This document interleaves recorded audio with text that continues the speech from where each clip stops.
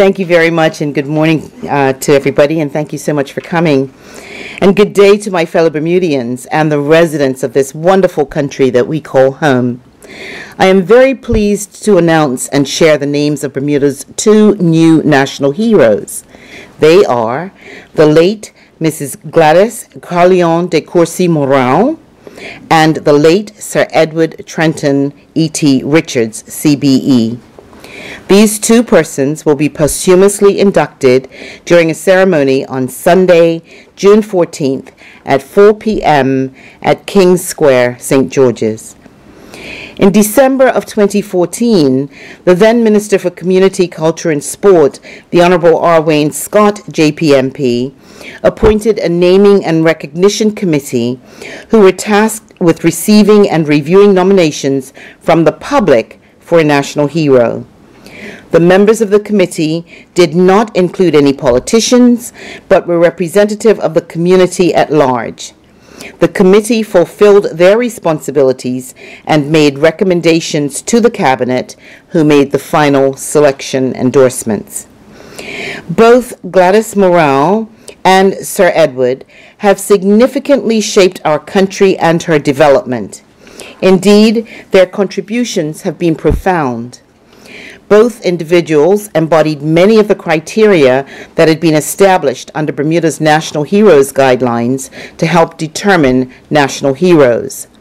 According to the guidelines, individuals or groups must meet most of the following criteria.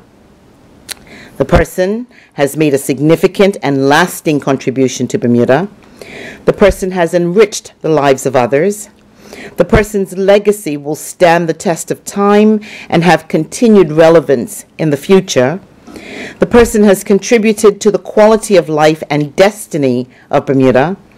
The person is considered outstanding in their area of activity. The person has ready name recognition among the general population. The person is recognized by his or her profession. And the person is reflective of Bermuda's cultural heritage and diversity.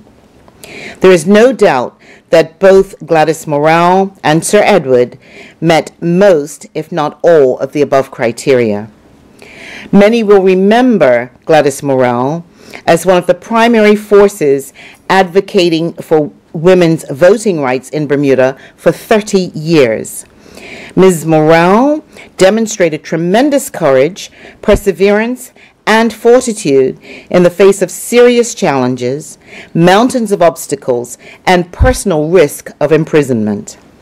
This lady of stature also shone a spotlight on a number of other issues in the community at that time, including the very high infant mortality rate.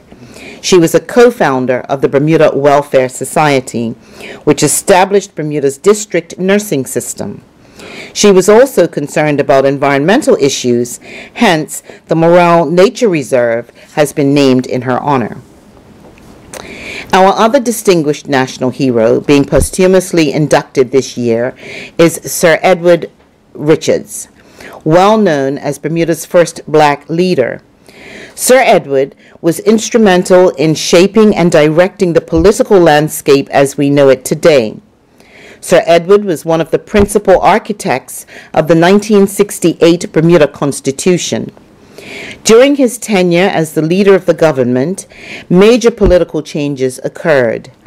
The Constitution was further refined, resulting in the now familiar bodies and titles such as Cabinet, Senate, Ministers, and Premier.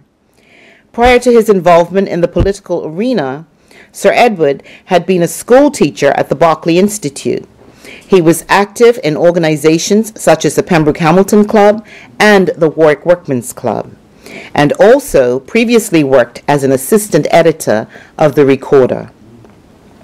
It was through that medium that he presented articles decrying the social ills of Bermuda. Both of our national heroes being inducted this year have helped to progress Bermuda to the country that we know today. We are indeed most grateful for their sacrifices, their commitment to right the wrongs, and their fortitude. Bermuda is indebted to them for all that they did. It is therefore most appropriate that on June 14th, we as a people pause to salute and pay homage to these individuals. I would like to express my gratitude to all those persons who took the time to complete and submit nominations. Indeed, the Naming and Recognition Committee had a daunting task, as there were more than 30 submissions. By nominating persons to be considered for the designation of National Hero, you are recognizing the worth and work of our fellow Bermudians who have selflessly toiled and labored in the interests of all. Your nominations are also a testament to your pride in who we are as a people. I invite everyone to join us on Sunday, the 14th of June, 2015, at 4 p.m. in King Square, St. George's, when we induct Bermuda's newest national heroes, Gladys Carleon de Courcy Morale and Sir Edward Trenton E.T. Richards, CBE. Thank you. Thank you. Members of the media, any questions? Charles, you have one? Minister, I guess I just really, and this is a reflection on the awardees, but is it going to be the procedure that all of them now will be already deceased, or were there many live people in that? There were a couple of people still living who had been actually nominated in the process, but I think that we've taken the position that posthumously is perhaps as definitive as one could be, that nothing is likely to change. You know, the history, the contribution is what it is, and I think that we've gone with the precedent of posthumous honor. Anybody else? Yes, Linda. How do you feel about Gladys Morale's nomination, and now she's been selected as one of the heroes? Women's rights seem to have been overshadowed a bit in this community. I'm saying that. It's my opinion. I'm not sure that everyone shares it, but do you share that view? And if so, do you think this might be a watershed in appreciating more fully what it took to bring women's rights to the fore, especially in a world where most women don't enjoy the rights that we do here in the West? Well, I think what we have in Bermuda is the benefit of some very powerful women, not least of whom was our very first national hero, Dame Lois Brown Evans.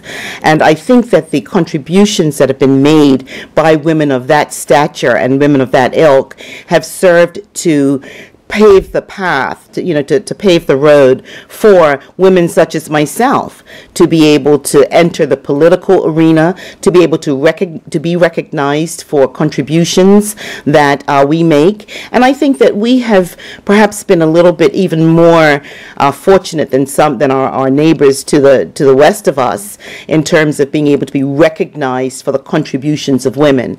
But I think that it is never too late to recognize specifically and to point out the benefits and the sacrifices that any particular woman has made in order to make these, their contributions really meaningful to our community.